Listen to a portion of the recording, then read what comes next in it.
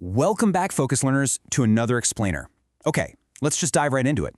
Today, we're looking at the absolute core of how Python programs make choices and, well, actually become smart. We're focusing on our Grade 7 Python unit on conditional statements. And specifically, we're doing an application task overview on variables. We're going to explore exactly how variables hold and communicate values, and how that one, surprisingly simple function is literally what allows your code to make intelligent decisions on the fly. So, I want you to start by thinking about this framing question. How does a computer program know what to do next without you manually telling it every single step of the way?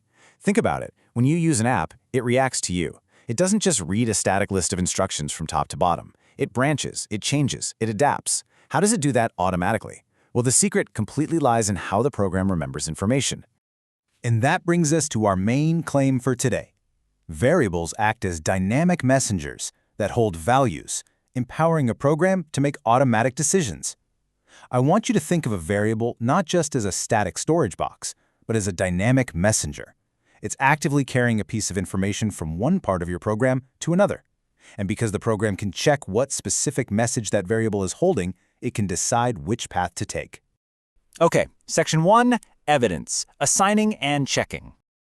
Let's look at the official rules straight from the Python documentation to see how we give these messengers their values in the first place. This is the exact definition from the Python reference manual. An assignment statement is used to rebind names to values. Now, don't let the technical jargon intimidate you. What this means in plain, everyday English is that assignment is simply the act of connecting a name, which is your variable, to a specific value.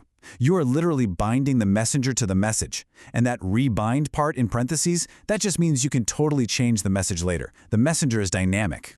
So here is exactly what that looks like in code. It's incredibly punchy. X equals 42. The name is X, the value is the integer 42. And that equal sign? That's the assignment operator doing the binding. From this exact moment on in the program, at least until we decide to rebind it, our messenger X is faithfully carrying the value 42. Now you should know that professional developers actually follow a strict style guide for naming these variables, known as PEP 8.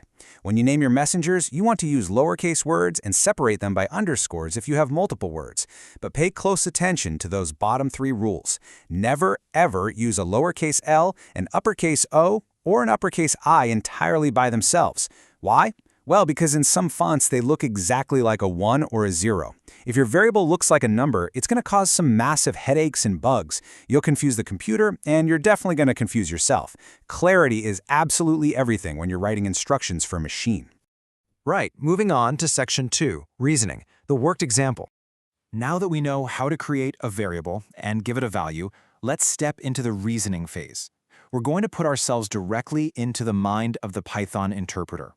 We'll look at a classic conditional statement block using if, elif, and else. The Python interpreter looks at this like a set of branching paths. Step 1. It evaluates the very first if condition. If that happens to be false, it moves to Step 2 to check the first elif, which is just short for else if. If that's also false, Step 3 checks the next elif. And finally, Step 4, if absolutely nothing matched, it executes the else path as a total catch-all. Let's actually see the code for this. Here's our very first path. If x less than 0. The program essentially asks the messenger x, hey, what value are you holding right now? If the value is less than 0, the program moves into the indented block beneath it. Notice what happens inside that block. X equals 0. We are actively rebinding the name to a new value. We change the negative number to 0, and then we print a message to the screen saying negative changed to 0. But what if the messenger x wasn't holding a negative number? Well, the program just skips that first indented block entirely and checks this alternative path, if x equals 0. If the value bound to x is exactly 0, it runs the code underneath and simply prints 0.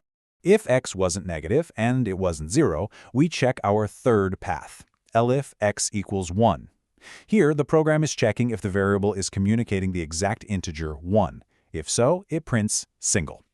I want you to really notice how the variable x is driving every single one of these decisions. The code structure itself doesn't change, but the path the program takes completely depends on the exact message x is carrying at that moment. Finally, we conclude the sequence with the optional else clause. Notice there is no condition to check here. The else clause essentially says, look, if every single other check above this was false, just do this. So if x holds 2, or 50 or 1,000. It didn't match any of the earlier conditions, right? So the program is going to default to printing more. Section 3. Misconception. Naming and equals. Okay, before we test your knowledge, let's address a huge boundary check that trips up massive numbers of programmers, especially when they're first starting out. There is a vital difference in Python syntax here. Think about assignment versus equality. Assignment uses a single equal sign. This is an action. It binds a name to a value. Equality, on the other hand, uses a double equal sign. This is a question. It asks, are these two values exactly the same? In our if and elif statements earlier, we used the double equals because we were checking the value. If you accidentally use a single equal sign inside an if statement, your program is going to get totally confused and throw a bug. Why? Because you're trying to assign a value when you really should be asking a question.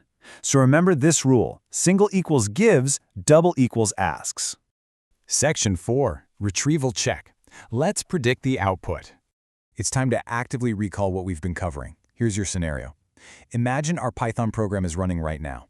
At this exact moment, our variable x holds the integer value 1. We feed it into that exact if-else block we just analyzed. Which print statement will run? Take a quick mental second to trace the path. Does it go to the if, the first elif, the second elif, or the else?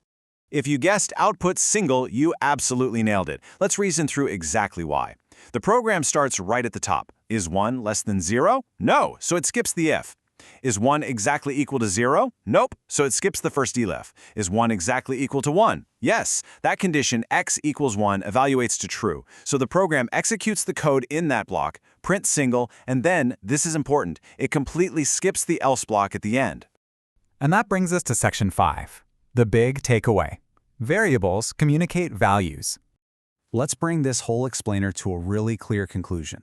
We've seen how variables are defined, how they get their values, and how Python explicitly checks those values to route the flow of a program.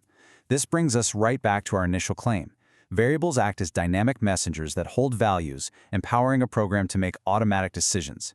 Truly, they are the beating heart of conditional logic.